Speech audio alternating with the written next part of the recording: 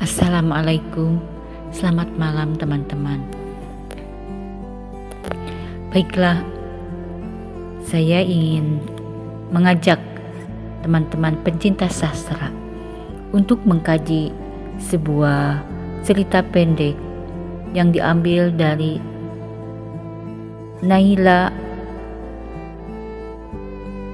dan Majnun, karya Mojdeh Bayat dan Muhammad Ali Jamnia. Cerita ini berasal dari negeri Persia. Yang akan saya baca judulnya yaitu Raja dan Sahaya Wanita. Baiklah, saya ceritakan dulu ya, dan nanti mari kita kaji simbol-simbol sastra yang terdapat dalam cerita ini. Raja dan Sahaya Wanita. Alkisah hiduplah seorang raja di sebuah negeri indah. Suatu hari perjalanannya menuju istana. Dalam keretanya, sang raja melihat seorang sahaya wanita yang tengah duduk di pinggir jalan. Raja sangat mencintai wanita itu. Hari demi hari berlalu, sahaya wanita malang itu terbelenggu dan jatuh sakit. Kehilangan berat badannya, semakin hari semakin pucat pasi. Kemudian raja pun mengirim tabib-tabib terbaik di istana. Tetapi sia-sia, tidak ada yang bisa mengobati. Sampai akhirnya raja itu berdoa ke kuil untuk mencari bagaimana mengobati kekasihnya. Akhirnya dalam mimpi raja mendengar besok seorang tabib Tuhan akan datang ke kotamu. Ia punya obat untuk gadis itu. Esok harinya sang raja bersama para pengawal pergi mencari sang tabib. Kemudian dia dengan tabib itu menemui kekasih hatinya, wanita yang sedang sakit. Kemudian sang sahaya memeriksa denyut nadi gadis itu. Gadis itu bercerita kepadanya tentang asal-usulnya dan berbagai tugas sebelum sang raja membawanya. Dan akhirnya dia menceritakan tentang Samarkan. Samarkan itu adalah seorang pandai besi di tempat ia bekerja beberapa tahun yang lalu. Akhirnya sang tabib menemukan penyakitnya. Oh, ini penyakit hati, bukan tubuh, katanya kepada raja. Untuk mengobati gadis ini, engkau harus mematuhi perintah-perintahku. Sang raja mengatakan bahwa ia akan mematuhi tabib itu sepenuh hati. Kemudian tabib itu memanggil pandai besi. Akhirnya sang pandai besi itu menemui sang raja. Apakah gadis itu atau sahaya itu menikah dengan sang raja? Ternyata tidak. Dengan restu sang raja akhirnya malah menikahkan pandai besi, seorang pemuda gagah itu, dengan sahaya wanita. Akhirnya mereka tinggal di istana. Pasangan ini bahagia bersama raja selama 6 bulan. Namun sang pandai besi itu, dia itu setiap hari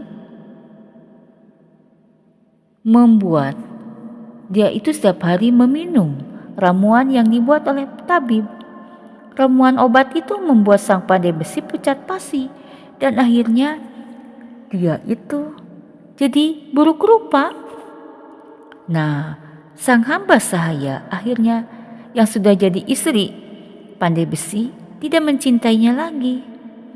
Akhirnya suatu hari pandai besi itu tidak pernah bisa bangun lagi dari tempat tidurnya, meninggal dunia, dan akhirnya gadis itu terbebas dari belenggunya. Teman-teman, Apa pelajaran yang diambil dari kisah aneh ini? Yang jelas, cinta apapun yang tumbuh karena kecantikan lahiriah bukanlah cinta sejati. Pada akhirnya, yang demikian itu tak lain sekedar kehinaan saja.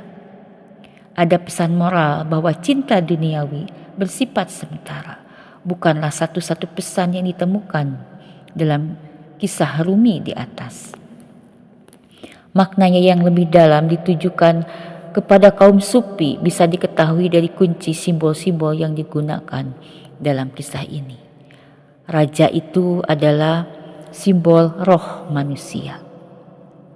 Pengawal raja simbol cinta. Sahaya wanita adalah simbol hati. Tabib istana simbol akal. Kemudian pandai besi itu ego, simbol ego. Ramuan obat adalah kejuhudan. Roh manusia berikut pengawalnya turun dari alam yang lebih tinggi untuk membawa hati menuju kesatuan. Tujuan roh adalah meliputi hati, membersihkan dari segala hasrat dan keinginan materi, agar ia bisa mengemban segenap rahasia Allah. Namun, ia mendapati hati terjebak oleh ego dengan melahirkan berbagai hasrat dan keinginan ego. Benar-benar telah menguasai hati sepenuhnya. Hati manusia ditarik ke satu arah oleh roh dan ke arah lain oleh hasrat keinginan egoistik. Karena hati tidak bisa memilih di antara dua kutub, maka lahirlah ketidakseimbangan dan tubuh menjadi sakit. Ya, seperti diderita saya tadi. Datanglah akal menyembuhkan hati dengan mengobati tubuh. Namun karena pengobatan mestilah diperuntukkan bagi hati bukan tubuh, maka usaha akal pun sama sekali tidak bermanfaat. Karena itu roh kembali kepada sumber ilahinya untuk memohon bantuan Tuhan yang Maha Pengasih dalam wujud tabib. Jadi si tabib itu akhirnya menyembuhkan hati. Tetapi tidak sampai di sana. Si pandai besi yang merupakan penyebab penyakit sahaya itu adalah simbol bahwa cinta kepada bersifat fisik, kegantengan itu ya. Tetapi akhirnya bagaimana? Akhirnya si ganteng itu, si pandai besi, jadi dirusak tubuhnya. Dan apakah istrinya yang sudah dinikahkan itu kepada pandai besi, sahaya wanita itu masih mencintainya? Ternyata tidak. Setelah pandai besi berubah wajahnya menjadi jelek sampai akhirnya meninggalkan. Dan akhir cerita aneh ini malah sahaya wanita itu terbebas dari sakit, dari cinta. Nah, teman-teman, sesama pencinta sastra, bahwa akhirnya roh untuk menyelamatkan hati sehingga hati pun terbebas dari belenggu egotisme ya. Dengan demikian hati itu bisa bebas melayani roh dan mulai mempelajari rahasia Allah. Jadi ya, sebetulnya manusia itu cinta yang sejati tidak melihat kepada physically. Itu intinya ya. Itu tasawuf atau nilai-nilai sufisme dari karya Rumi yang dikumpulkan dalam Laila dan Majnun dari negeri Persia. Terima kasih, selamat malam. Mari kita mengkaji bahwa cinta itu bukan bersifat fisik. Terima kasih.